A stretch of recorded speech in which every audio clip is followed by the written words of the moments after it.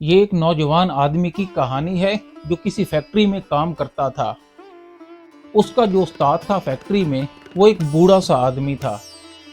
اس نے اسے نصیحت کی کہ فیکٹری میں کام کرتے ہوئے بولنا کم اور کام زیادہ کرنا، اور فیکٹری میں جو کام بھی ہو رہا ہے اس کو سیکھنے کی کوشش کرنا، اپنی سکلز کو ہر وقت امپروو کرنے کی کوشش کرنا۔ کچھ سالوں کے بعد وہ بوڑھا آدمی ریٹائر ہو گیا اور وہ نوجوان آدمی اس کی جگہ پر ٹیکنیشین لگ گیا۔ وہ پوری محنت اور ایمانداری سے اپنا کام کرتا تھا، جیسا کہ اس کے استاد نے اسے سکھایا تھا۔ وہ اکثر اپنے استاد کو ملنے کے لیے بھی جایا کرتا تھا۔ ایک دن وہ اس کو ملنے کے لیے گیا تو بوڑھے آدمی کو وہ تھوڑا سا اداس اور دکھی لگا۔ بوڑھے آدمی نے پوچھا، بیٹا کیا بات ہے؟ کوئی پرابلم ہوئی ہے؟ کوئی مسئلہ ہے تو بتاؤ، شاید میں تمہاری کوئی مدد کر سکوں۔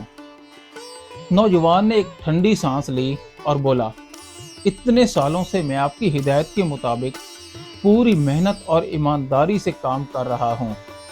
میں نے کام کے سلسلے میں کبھی کوتاہی نہیں کی، لیکن میں دیکھتا ہوں کہ کمپنی نے ابھی تک مجھے پروموٹ نہیں کیا، جبکہ میرے بعد آنے والے لڑکے جو کام کے حوالے سے کسی طرح بھی میرے مقابلے میں نہیں ہیں، وہ مجھ سے آگے نکل گئے ہیں۔ ان کے پاس نہ ہی میرے جتنا تجربہ ہے اور نہ ہی میری جیسی صلاحیتیں اور سکلز ہیں، لیکن کمپنی نے انہیں پروموٹ کر دیا ہے، اور میں جس نے فیکٹری کا سارا کام سنبھالا ہوا ہے، میں وہیں کا وہیں ہوں، اور یہ بات مجھے دکھ دیتی ہے۔ بوڑھا آدمی تھوڑی دیر سوچتا رہا اور پھر بولا، کیا تمہیں پورا یقین ہے کہ فیکٹری کا تمہارے بغیر گزارا نہیں ہو سکتا؟ سارا کام تم نے ہی سنبھالا ہوا ہے۔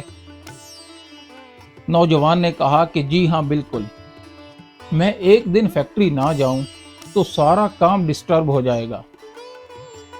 بوڑھا آدمی تھوڑا دیر سوچتا رہا، پھر وہ نوجوان کی طرف مڑا اور بولا، اگر ایسا ہی ہے تو پھر ایک دن فیکٹری سے چھٹی کر لو، کوئی بھی وجہ بتا کر فیکٹری سے چھٹی لے لو، تمہیں تھوڑا سا ریسٹ کرنا چاہیے۔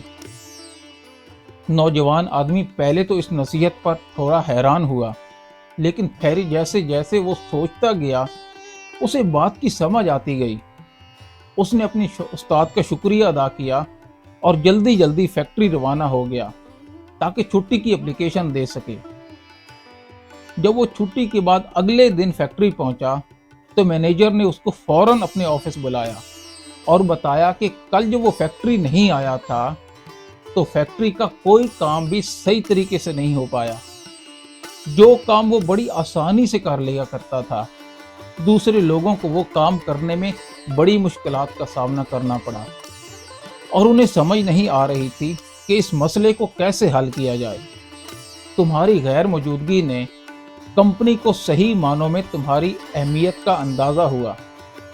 تمہاری کام کی اہمیت کو سامنے رکھتے ہوئے کمپنی نے یہ فیصلہ کیا ہے کہ تمہیں پروموٹ کر دیا جائے اور تمہاری تنخواہ میں بھی خاطر خواہ اضافہ کر دیا جائے، تاکہ تمہاری حوصلہ افزائی ہو سکے اور تم مزید محنت اور دل جوئی سے کام کر سکو۔ وہ نوجوان لڑکا دل ہی دل میں بوڑھے استاد کی عقل مندی کی داد دے رہا تھا۔ اب اسے سمجھ آ گئی کہ کامیابی کا راز کیا ہوتا ہے۔ اس واقعے کے بعد جب بھی اس نوجوان لڑکے کو اپنی تنخواہ بڑھانی ہوتی یا کوئی اور بینیفٹ لینا ہوتا تو وہ آفس سے چھٹی لے لیتا، اور جب وہ واپس آفس آتا تو اسے اس کی مرضی کا فائدہ مل جاتا۔ کتنا ہی وقت ایسے گزرتا رہا۔ ایک دن جب وہ چھٹی کے بعد فیکٹری آیا تو گارڈ نے اسے اندر داخل ہونے سے روک دیا۔ گارڈ نے اس کے ہاتھ میں ایک لیٹر تھمایا جس پر صاف صاف لکھا تھا کہ اسے نوکری سے نکال دیا گیا ہے۔ وہ نوجوان آدمی یہ سب دیکھ کر بڑا حیران ہوا۔ وہ ایک شوق کی کیفیت میں تھا۔ اسے کچھ بھی سمجھ نہیں آ رہا تھا کہ بیٹھے بٹھائے اچانک یہ سب کیسے ہو گیا۔ جب اسے کچھ بھی سمجھ نہیں آ رہا تھا کہ اب وہ کیا کرے تو وہ اس بوڑھے استاد کے پاس چلا گیا۔ اس نے استاد کو ساری بات بتائی۔ مجھے سمجھ نہیں آ رہا کہ آخر انہوں نے مجھے نوکری سے کیوں نکال دیا۔ आखिर क्या गलती हुई है? नौजवान आदमी ने पूछा। मैंने तो बिल्कुल वैसे ही किया जैसे आपने मुझे सिखाया था, तो फिर मेरे साथ ऐसा क्यों हुआ? तुमने वैसा बिल्कुल नहीं किया, क्योंकि तुमने मेरी बात पूरी सुनी ही नहीं। बूढ़े आदमी ने अफसोस से कहा। तुम ये बात फौरन समझ गए कि एक बल्ब जो हमेशा जलता रहे उसका कोई नोटिस नहीं लेता, उसकी मौजूदगी और अफादियत का कोई एहसास नहीं करता। लोग तभी उसकी अहमियत को समझते हैं जब एक दिन वो बल्ब बलना बंद हो जाता है। तुम्हें ये बात इतनी अच्छी लगी, इतनी समझ आई कि तुमने उसको अप्लाई करने की इतनी जल्दी कर दी और तुम फौरन ही चले गए और मेरी पूरी बात नहीं सुनी। मेरी बात का दूसरा हिस्सा सुनने से पहले ही तुम चले गए। बात का दूसरा हिस्सा? नौजवान ने हैरानगी से पूछा। उसे अब लगने लगा था कि वाकई मुझसे कोई बहुत बड़ी गलती हो गई है। मेहरबानी करके मुझे बताएं कि दूसरा हिस्सा क्या है? नौजवान आदमी ने पूछा।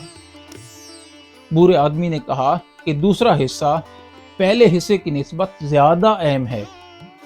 अगर किसी को ये लगने लगे कि ये बल्ब बार बार बंद हो जाता है, ये रिलायबल नहीं है, तो फिर वो बल्ब बदल दिया जाता है, उसकी जगह पर नया बल्ब लगा दिया जाता है। बूढ़े आदमी ने आहिस्ता आवाज में जवाब दिया। दोस्तों, इस कहानी का पहला सबक ये है कि हम बहुत सी चीज़ों को, बहुत से लोगों को, बहुत से रिश्तों को जो हमेशा हमारे लिए हर वक्त मौजूद होते हैं, फॉर ग्रांटेड ले रहे होते हैं। अक्सर हमें उनके होने का, उनकी अहमियत का एहसास तब होता है जब वो हमारी ज़िंदगी से चले जाते हैं। इसलिए किसी ऐसे दिन का इंतज़ार करने की बजाय उससे पहले ही उनकी कदर करें। और दूसरा ये कि अगर आप किसी के लिए हर वक्त अवेलेबल रहेंगे तो आपकी अहमियत नहीं होगी। लोगों को अपनी अहमियत का एहसास दिलाने की कोशिश करें। बाज़ दफ़ा थोड़ी सी दूरी इख्तियार कर लिया करें, लेकिन हमें इतना दूर हरगिज़ नहीं जाना चाहिए कि लोग हमारे बगैर ही जीना सीख लें, हमारे बगैर ही रहने के आदी हो जाएं। जिंदगी में हमेशा म्यान रवि इख्तियार करो, एक बैलेंस बना के रखा करो और जिंदगी में हर रोज कुछ नया सीखो, नया सोचो, नया करो, लर्न करो।